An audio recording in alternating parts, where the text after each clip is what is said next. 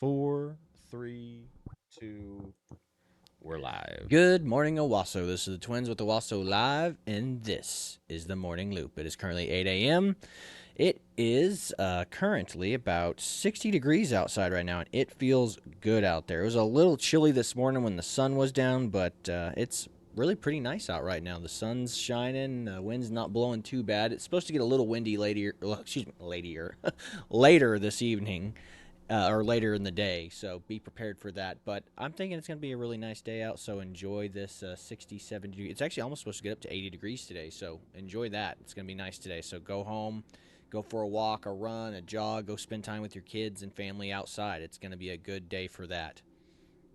Now, as far as traffic conditions go, it's hit or miss. Like it was borderline standstill a couple, like literally a minute ago, but now it's kind of flowing pretty decent into Tulsa now. There is a slight congestion point up there, obviously at 76th Street on that on ramp, but as of right now, it seems to be flowing pretty decently into Tulsa, so your commute should be good. Upcoming events in Owasso, it's still the same old, same old. We got a couple of those grand opening. I think Jimmy's Eggs opening up. Then we had the Owasso window tent is having their ribbon cutting ceremony as well through the chamber. So if you want to go out to those events, check out their time for the ribbon cuttings on the Owasso Chamber of Commerce calendar, and you can go out there and support them. Now, was there anything else, Chad, that you wanted to go No, into I've got that specifically? stuff pulled up if you want to talk about it real quick. Let me see here. On the Owassoisms, it's still that art thing going on for the rest of the week. Yep, for the school, high Uh, school. St. Henry's is doing that meals event on the 25th from 5 to 7 p.m. Mm-hmm. The 5K run for the for the orphan for the worldwide orphan run, I guess, on the 27th at 9:15 a.m. Cool. Veterans of Foreign War inaugural golf tournament is on the 29th, Mm-hmm. and then Bunko for a Cause on the 30th, and that's everything for April. Then on the chamber side, we have again, which is today, Leadership Owasso and Day at the Capitol. So they'll be going down to OKC to go see the legislative building down there. Probably talking with a bunch of our legislators, I would assume, as well. Yeah, I would assume so too.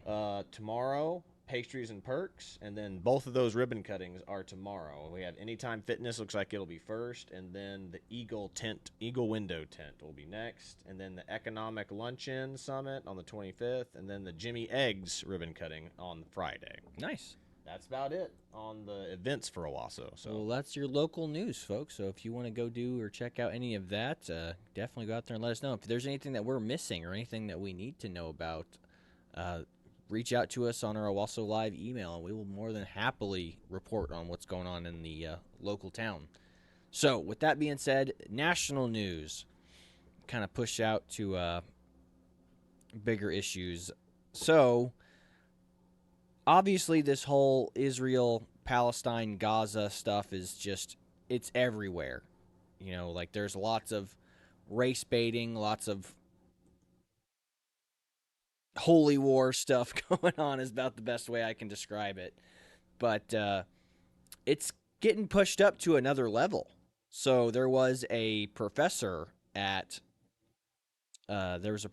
Columbia who is currently, he's not allowed on campus because of his pro-Israel rhetoric. yeah, if you're watching right now, it's again the thumbnail for our video is up in the corner, and that's the professor's there in the middle, and he has been locked out of. They're basically barring him from going in to the campus or the university or whatever. Yeah, they won't let him on campus to speak or to even do his job to teach classes. They've revoked his card. Like his scan card won't let him in any of the buildings on campus. So that's interesting.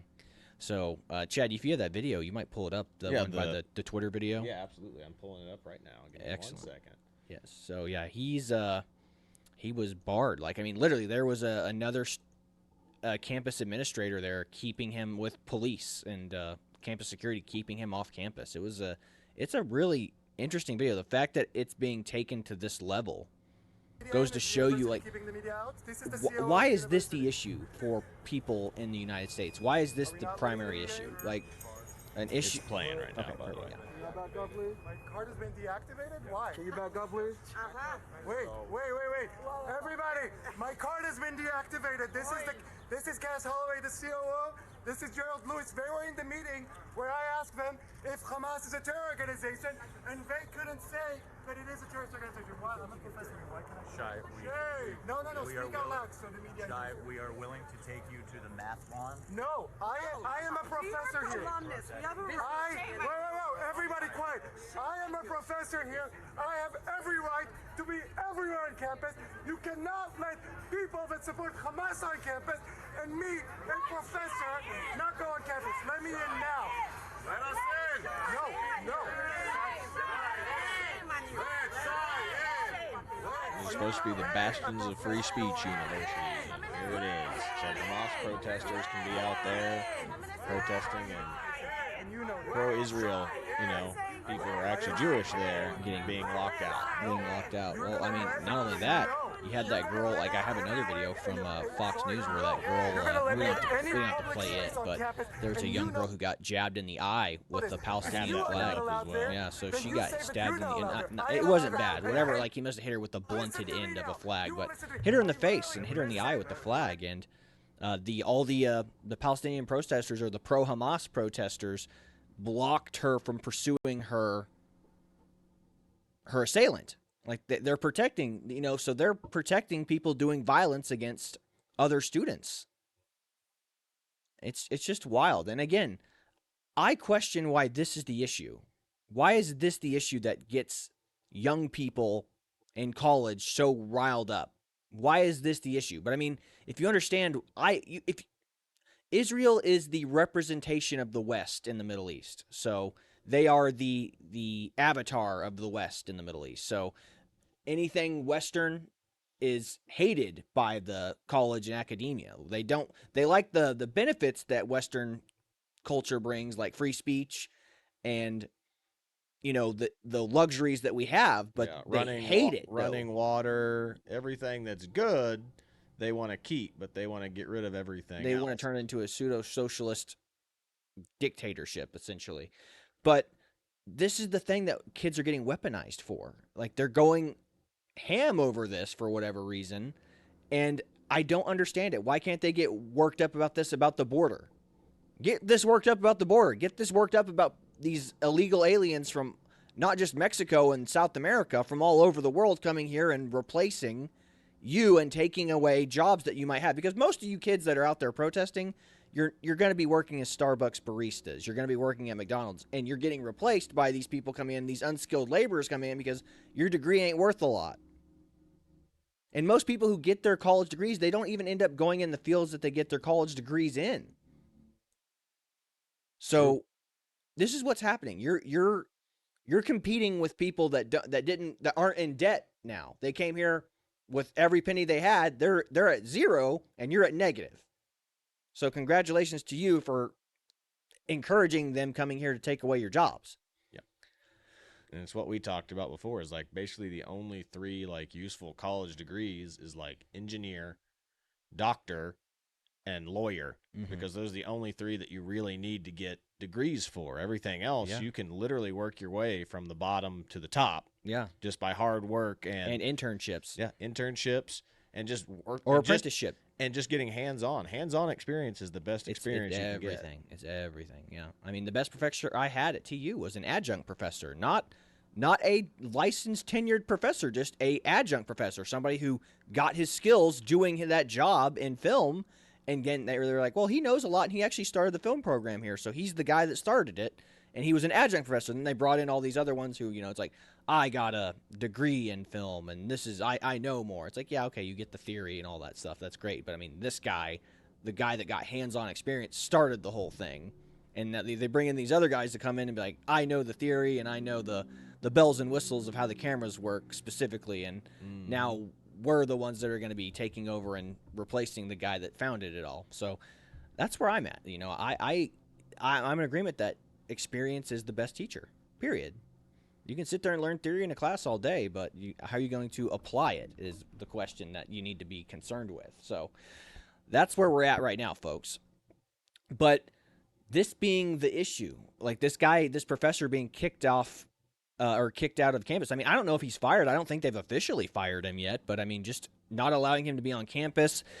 And this is what the college campuses always are on the wrong side of history, folks, because they're always going to go with the path of least resistance. So if you get a bunch of pro-Hamas, pro-Palestinian, pro-Hamas protesters, they're a larger population pool than Jewish students are. Again, the Jewish people are the smallest group of people in the world.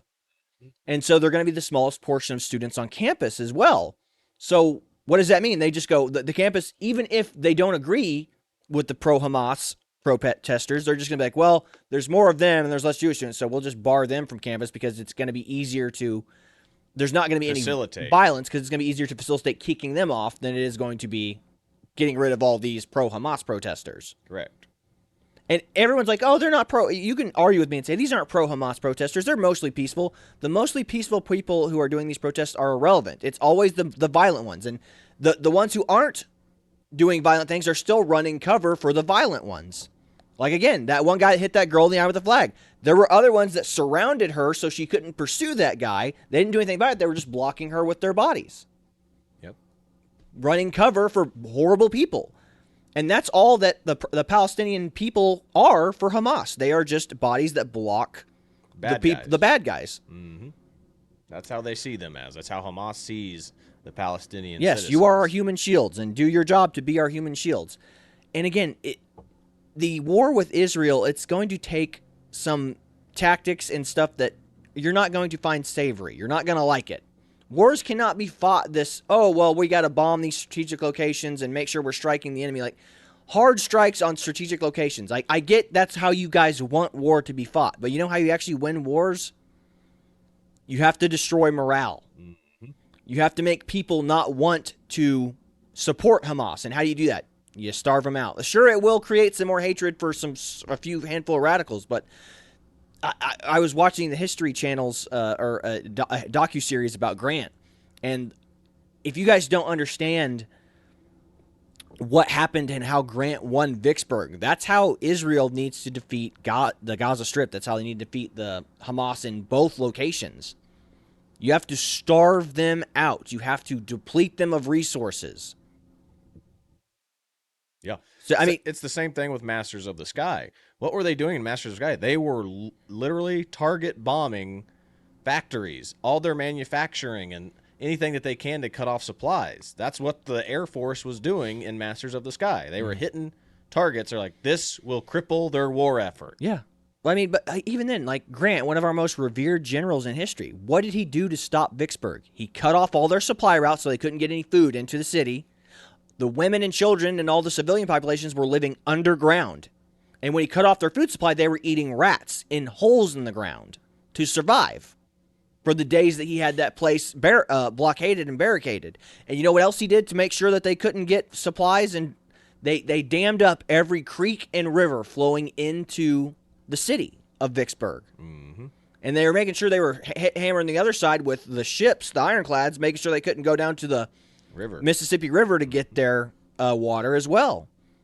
So that's how you do it. You have to. I mean, that was an American general, but barricading an American city, making sure they couldn't get food or water in there. Mm. And eventually, the men who were fighting lost morale. The women, because they could not stand seeing the women and children starving to death and dying of dehydration. It's like, hey, if we continue this, I mean, we're just going to destroy the civilian population if we continue. So they surrendered. That's what's going to happen to Israel. You have to fight war that way. That's how you crush morale. That's how you make your enemy stop supporting the enemy. Agreed. It seems horrible and it seems terrible, and it is, because that's what war is, horrible and war is terrible. We can't just be like, okay, bomb them for a little bit and then go give them resupply and aid. Like, that cannot be how it's done. I hate to say it, but that's the truth. So people who are criticizing this stuff, like, they just don't understand war, and they don't understand how history has worked throughout the ages. It's just unbelievable to me. Mm-hmm. So, but I'll kind of shift back to the professor. So we're going back to the professor. So I will say, knowing what I know about this professor, like he is somewhat, at least from the stuff, obviously he is justified in his anger about being kicked off campus and being silenced and not being allowed to go to campus to give talks. However, the guy does seem to be insufferable. I've watched multiple videos of him now, and he's your standard, typical lefty liberal arts teacher who's like, everything I say is the most important thing anyone will ever hear. That's this guy. That's who this Jewish professor is. And he's just like, silence, silence, I need to speak. Like that's like, I mean, I'm watching videos of this guy's like, everyone silent, I need to speak. It's my turn to speak now. It's my turn to speak. You know, like you're just like, he's not the best public speaker I've ever seen in my life, ever. He's like Jordan Peterson if Jordan Peterson was a narcissist. That's how I would describe this guy. Not wrong. Not wrong. So that's who this guy is. So I understand why they were probably like, he's just going to stir crap up and like it's going to incite a riot with these Hamas people. But that's the thing. Like, if these Hamas people can't hear what the other side has to say, then they don't need to be, they're the ones that need to be kicked out. Yep. Do you want me to pull up any of the other videos? I just had one of the professor playing. Do you want me to pull up any of the stuff about the girl getting stabbed? No, I mean, like, I mean, it's just them talking about it. There's no footage of it, so it doesn't really matter. We've given that little tidbit that girl did get hit in the face. So, again, these pro-Hamas students, they're all for violence. They're all for running cover for evil. So that's why, you know, my sympathies lean more towards Israel than it does the pro-Hamas, pro-Palestinian side. I get it. There are decent people on both sides. You know, the people that are caught up in the middle of this, I feel bad. But again, Palestine elected Hamas to be their governing body. That's their problem. They did that. So that's where you're at with this. You know, you just have to understand that war is not nice. It's not pretty. And you can't just be like, okay, you can attack for 5 hours and you have to feed everybody after you're done. No. It's not how war is fought. Tactical strikes. Tactical strikes when the enemy's using people that sympathize them as human shields. And every person that dies in the conflict is used as propaganda against the side trying to minimize casualties. So, I get it. I get it. Now, you know, you get these things where people are going, Israel bombed these aid trucks, 3 different aid trucks, and 3. I get it. That is some scary stuff. But again, you're feeding your enemies. Those aid trucks, the food is not going to the people. The food it never goes to the women and children first. It always goes to the war fighters first.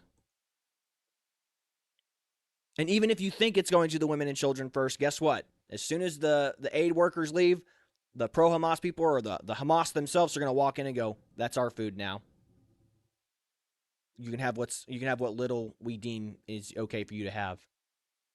And a lot of these folks are just happy to give it to them as well. They're like, yeah, keep fighting the good fight. Kill the Jews. So it's a complicated situation. And again, that's why I don't want our aid money going to it. I don't want US dollars going to Ukraine or to Israel. I say let them do what they have to do and understand that war is brutal and terrible. So with that being said, as crazy as you've seen how crazy college campuses are right now. You've seen it. Like that right there, those Hamas protesters attacking other students, attacking Jewish students, kicking out professors who work there. They are professors at the school. They work as teachers there. But it's not just college. If you think it's just college, this kind of stuff is happening at. We have a couple of different short videos that you could pull up. Chad, could you pull up the maybe the transgender classroom stuff and the? Absolutely. Give me a second here. I'm pulling it up as we speak. But yeah, there's just it's craziness. Absolute craziness going on in the world of academia. And it's not just, again, at the college level. College is just where it's most prominent because the people who are there are considered adults. And you can just see the cultural indoctrination happening there. The ideological capture of these people.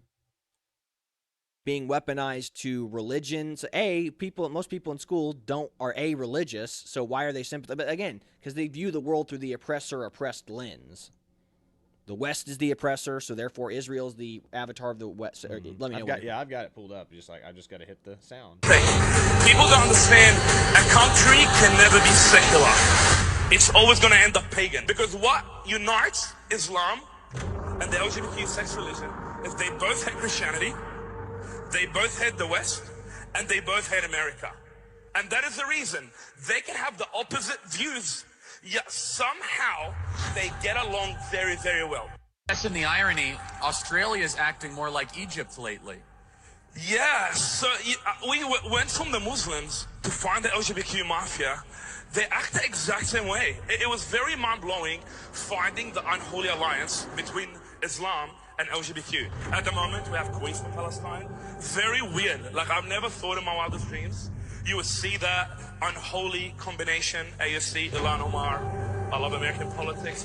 Very, very weird. And what was so mind-blowing to me is that the LGBTQ community, particularly in Australia, we're living in a moment where they are on an aggressive journey to criminalize Christianity.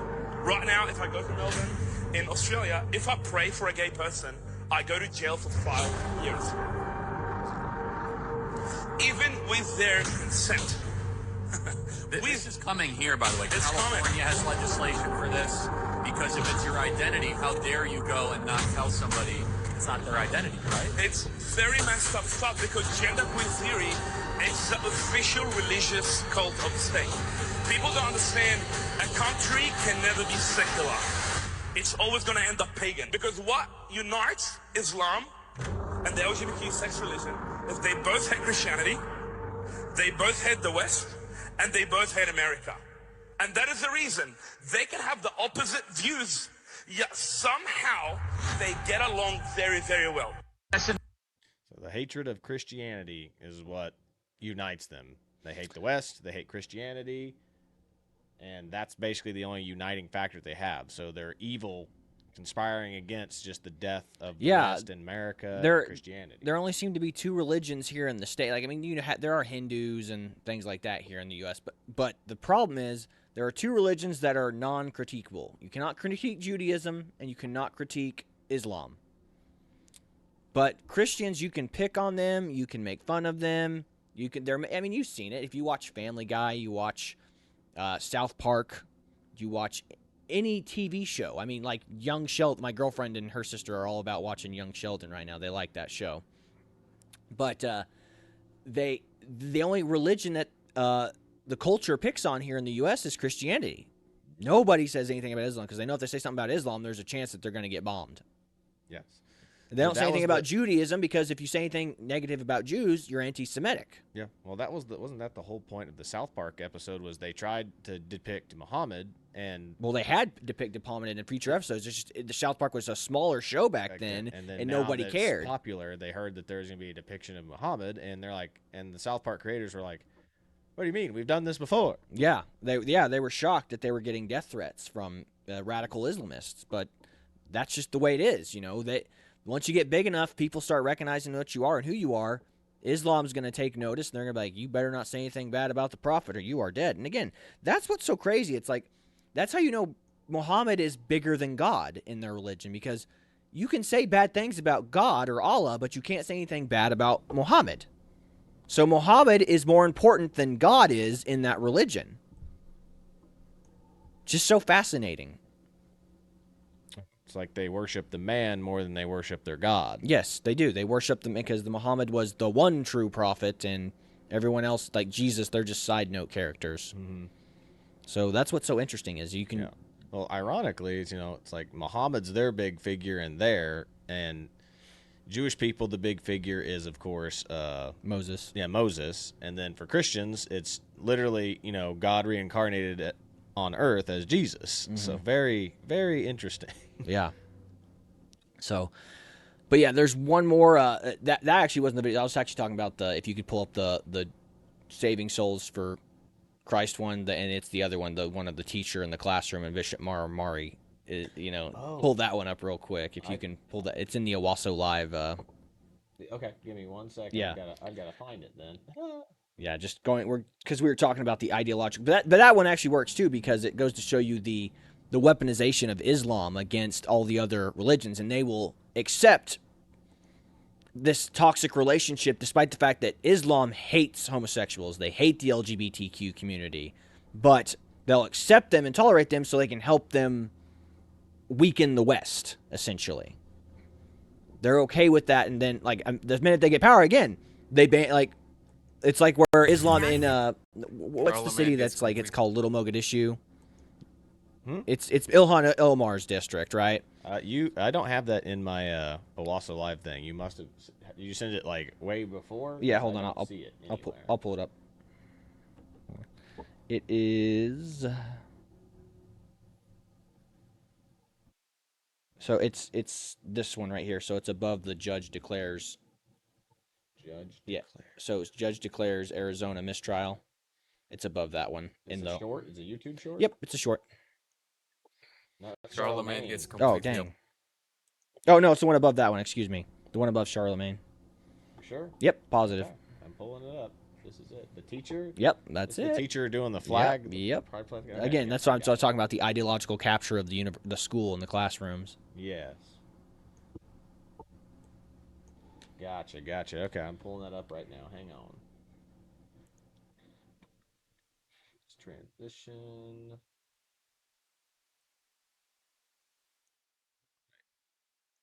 The class that you can pledge your allegiance to. And he like looks around and goes, oh, that one? Get a life. Get a life. You're Minister of Education. Get a life. Do you think you came out of a male and a male and a female and a female? Are you sick in the head or are you? We do have a flag in the class that you can pledge your allegiance to. And he like looks around and goes, oh, that one? Get a life. Get a life. You're Minister of Education. Get a life. Do you think you came out of a male and a male and a female and a female? Are you sick in the head? That's what I'm talking about when I say you have to be careful. I mean, you need to go, if your kids are in public school, you need to go in and like check your teachers' classrooms. You go in and you do the classroom tours with your kids. You meet their teachers. And if you see stuff in their classroom that you don't like this teacher, like if I walked in and I had a kid, or even if my girlfriend's sister's kid, her niece, and I walked into the classroom and saw something like that, I'd be like, I would like to request a different teacher for this child. I don't want her in this classroom. Mm-hmm. You get enough parents to do that, that teacher ain't working at that school anymore. Yeah. You'd be like, that's so cruel. How could you tell a teacher that they can't do it? It's like, no, I just don't want them teaching this ideologically captured crap to my kids. Well, here's another thing that I kind of noticed throughout history is the bad guys come in and try to change the flag of the current regime. Mm-hmm. That happens throughout all in history, and no one seems to notice. Like I said, the Nazi Party, the German flag was a thing. Mm-hmm. This is the flag that we kind of know that they still have today. Mm-hmm. And then the new party that came over, took over, that was bad, changed the flag. Oh, we're completely different now. It's the same thing with the LGBTQ. Why are you trying to change the flag? Mm-hmm. What flag is more important, the United States flag or the LGBTQ flag? The flag of the country that allows you to be homosexual and live safely in this country, or the flag that represents your dumb ideology? Not wrong. Yeah. And that ideology of that dumb flag that you like more than the American flag wouldn't exist without the American flag. Mm-hmm. So think about that before you say, hey, I don't like the American flag. It represents all the... it might represent all the bad things America's done, but also represents all the good America has done. The hopeful optimism that creates this country, that made this country great. Mm-hmm. 100%. We're not perfect, and no one's ever going to be. As long as people are involved in any system, it's never going to be perfect. But guess what? You're in the best dang country that allows for, honestly, some pretty terrible stuff, in my opinion. But, it allows you to exist and have the pursuit of happiness. So 100%. That's all we've got for you today, folks.